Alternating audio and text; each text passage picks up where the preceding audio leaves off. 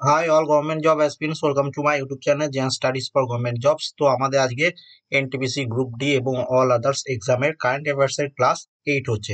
তো আজকে আমরা ডিসকাস করব অক্টোবর মান্থের ক্লাস তোমাদের 21, 22, 23 অক্টোবর তারিখের যে কারেন্ট অ্যাফেয়ার্স গুলো হয়েছিল তোমাদের পরীক্ষার জন্য।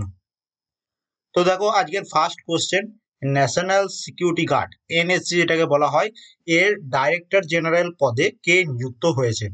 তো ন্যাশনাল সিকিউরিটি গার্ড এর ডাইরেক্টর জেনারেল পদে নিযুক্ত হয়েছেন কে?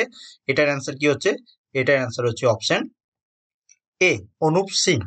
এবং এর সাথে দেখো এই এনএসজি এটি এস্টাবলিশ হয়েছিল 1986 সালে, এবং ডান সাইডে তোমরা অনুপ সিং এর ফটো দেখতে পাচ্ছ। পরের প্রশ্ন, বালিযাত্রা কোন রাজ্যের বৃহত্তম বাণিজ্য মেলা? তো এই ধরনের বিভিন্ন ট্রেড ফেয়ার যেগুলো হচ্ছে, বিভিন্ন ধরনের মেলা যেগুলো হচ্ছে, সেখান থেকেও রিসেন্টলি এক্সাম গুলোতে পরীক্ষা আসছে। এবং বলে রাখি, যারা এনটিপিসি বা গ্রুপ ডি বা আদার্স কোনো এক্সামের প্রিপারেশন নিচ্ছ, লাস্ট এক ইয়ারের কারেন্ট অ্যাফেয়ার্স কিন্তু পড়ে রাখবে।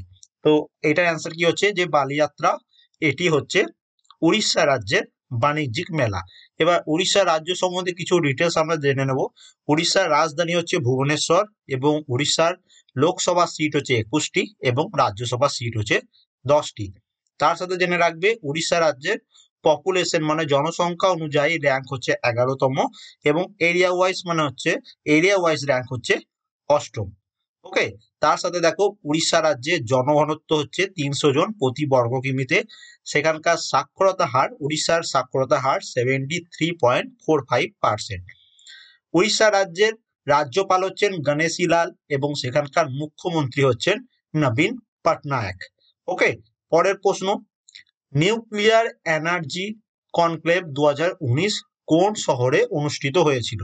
তো নিউক্লিয়ার এনার্জি কনক্লেভ 2019 এটি অনুষ্ঠিত হয়েছিল নিউ দিল্লিতে। অপশন ডি হচ্ছে এটার অ্যান্সার।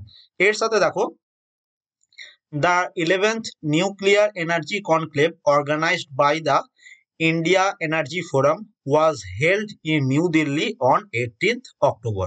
তো এই 11তম নিউক্লিয়ার এনার্জি কনক্লেভ যেটা নিউ দিল্লিতে হয়েছে, এটা তোমার কত তারিখে হয়েছিল? 18 অক্টোবর, এবং এটা অর্গানাইজ কে করেছিল? Indian energy forum.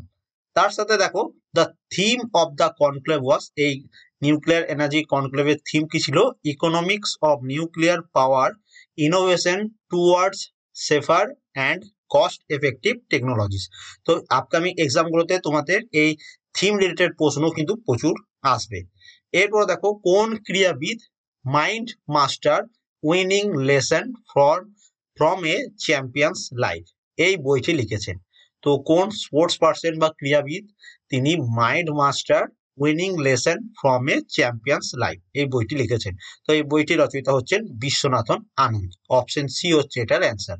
এবার আমরা বিশ্বনাথন আনন্দের লাইফ সম্বন্ধে কিছু ডিটেলস জানবো। তো দেখো, তিনি দাবা স্পোর্টস এর সাথে যুক্ত, এবং তার সাথে মনে রাখবে তিনি অর্জুন অ্যাওয়ার্ড তিনি পেয়েছিলেন কত সালে? 1985 সালে, চেস বা দাবা খেলার জন্য। ওকে। তার সাথে দেখো, পদ্মশ্রী পুরস্কার তিনি পেয়েছিলেন 1987 সালে। নেক্সট, রাজীব গান্ধী খেল রত্ন পুরস্কার, India's highest sporting honour in the year of 1991-1992। তো একটা কথা মনে রাখবে, রাজীব গান্ধী খেল রত্ন পুরস্কার প্রথম পেয়েছিলেন বিশ্বনাথন আনন্দ, যেটা বিভিন্ন পরীক্ষায় বারবার এসেছে, এবং এই প্রথম অ্যাওয়ার্ডটি দেওয়া হয়েছিল 1991-92 সালে। ওকে।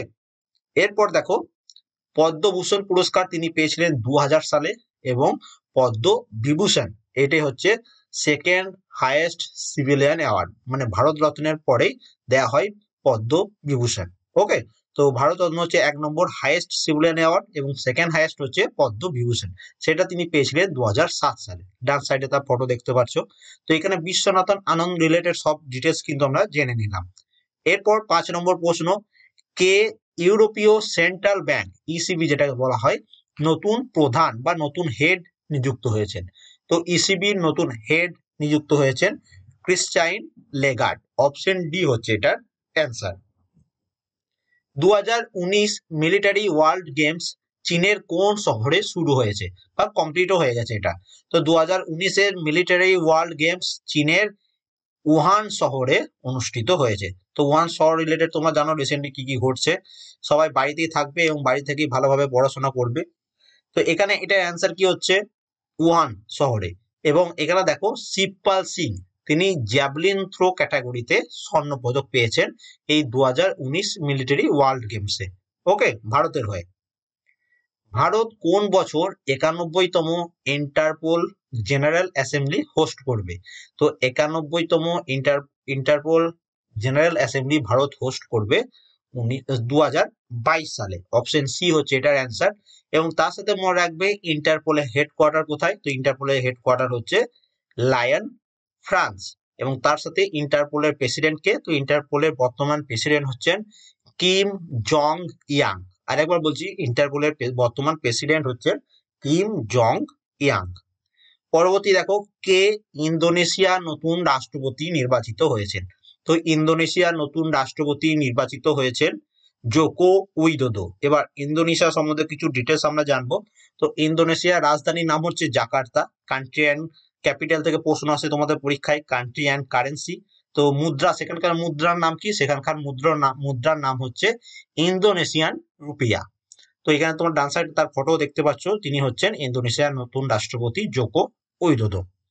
পরের প্রশ্ন, Indian banks association IBA, Indian banks association এর নতুন চেয়ারম্যান পদে কে নিযুক্ত হলেন?